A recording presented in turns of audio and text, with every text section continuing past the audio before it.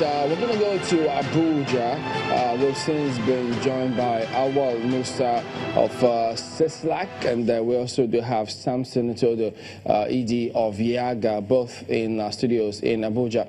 Well, Samson, let me ask you, concerning young people and how they fared in this election, what's your impression of how it turned out for them?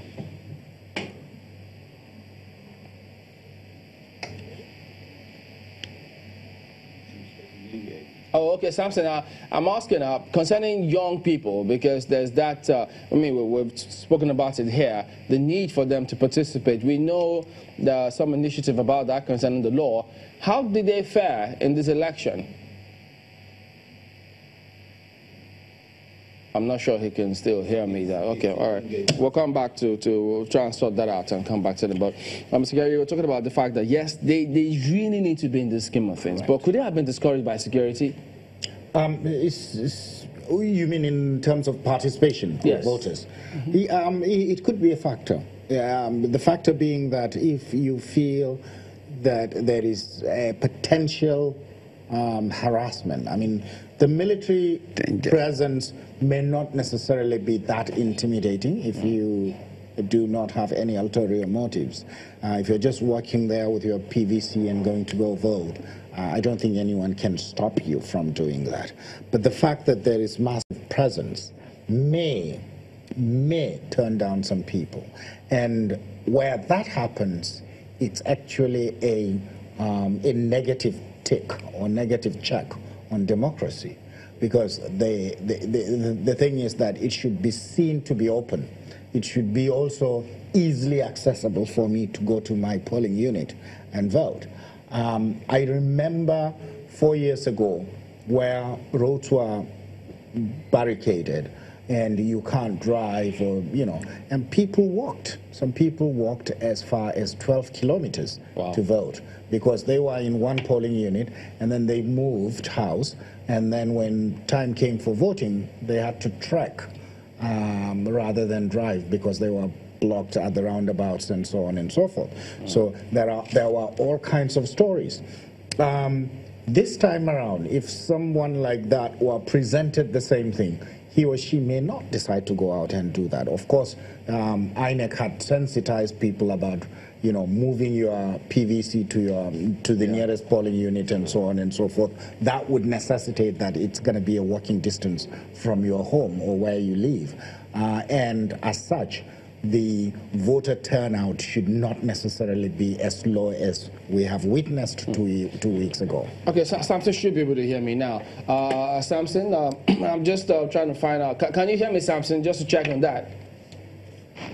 Okay, so could you tell us then, give us your impression. Yes, I can. How did it turn out for young people, either for voting or participating in terms of being voted for in these elections?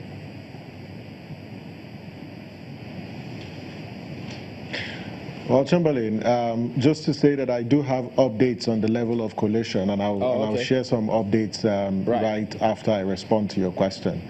INEC has published a list of successful candidates for the National Assembly and presidential elections.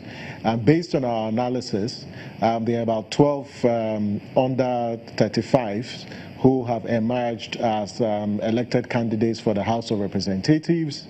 From 36, between 36 and 40 years, there are about 30 people who are under that age who have been elected into the House of Representatives. And then between 41 to 45, there are about 47 of them.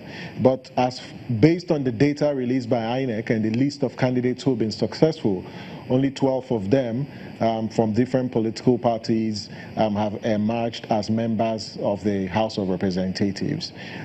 We are waiting for the results from the states. As you know, over 5,900, about 41% of candidates in the State House of Assembly elections are young people. So we are waiting to see the results as they come in from the state. But on voter turnout, 51.1% registered voters are young people.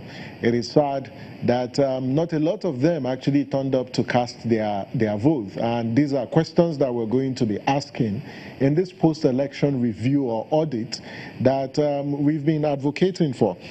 But on the issue of collation of results, Chamberlain, just results from the data center shows that we deployed to the 642 local government collation centers across 29 states where governorship elections are holding.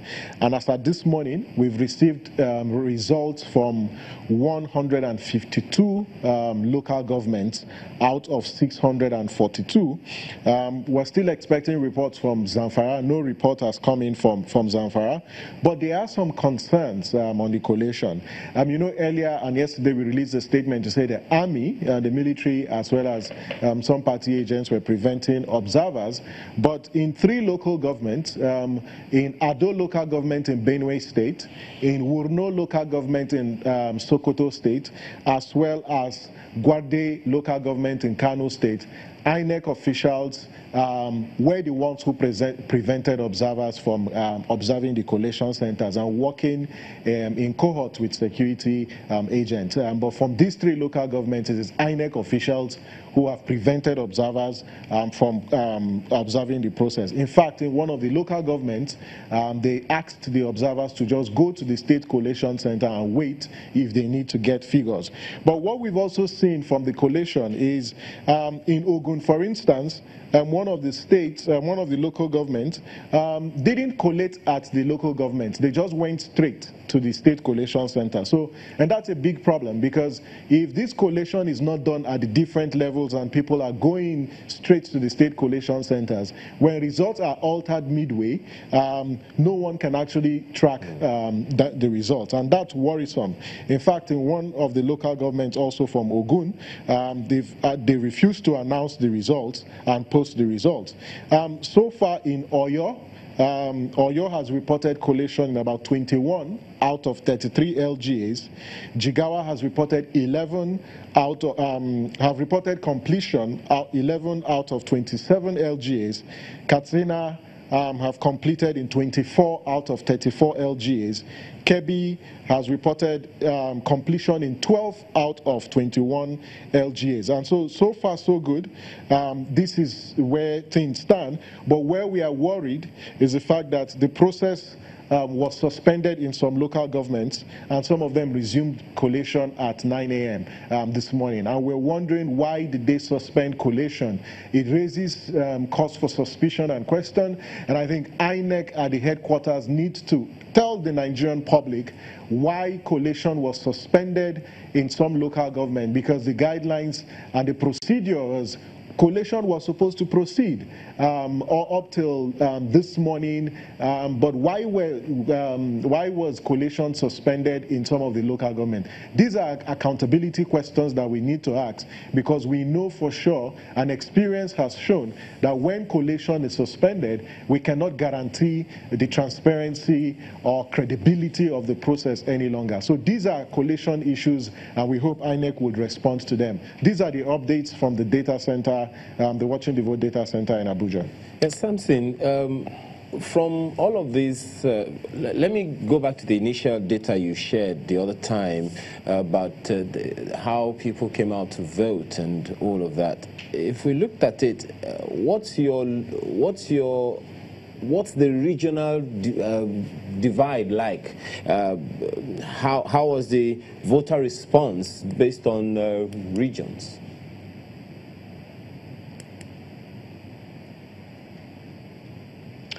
Well, we are still interrogating, and for these elections we can't tell because the results are coming in, and you know, once results come in and they are declared, we have the total number of registered voters as well as the total number of votes cast. We will be in a position to speak on that later today.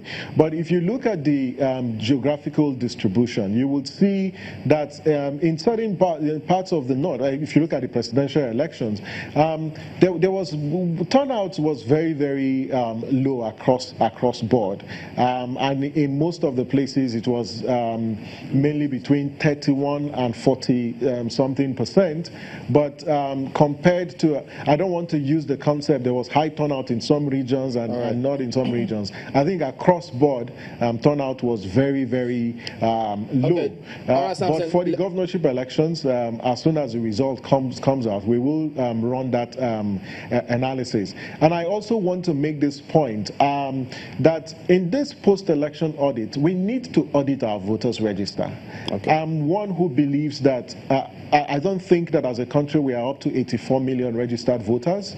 There are a lot of multiple registrants on our voters register and a lot of dead people on our voters register that need to be removed. INEC made an attempt to remove only 43,000 dead persons on the voters register, but we need to audit our voters register. INEC needs to open up our voters register for audit, so we can determine how many registered voters we have on our voters register. All right, and on the basis we'll come back to you. Plan for our elections. On the basis of that, determine whether or not there is actually poor or increased turnout for our elections. We'll still examine that a little further, hopefully, as we progress. But let me bring it back to Lagos here. Well, Mr. Gary, looking at these figures concerning young persons, under 35, 12, 36 to 40, 30, 41 to 45, 47 of them.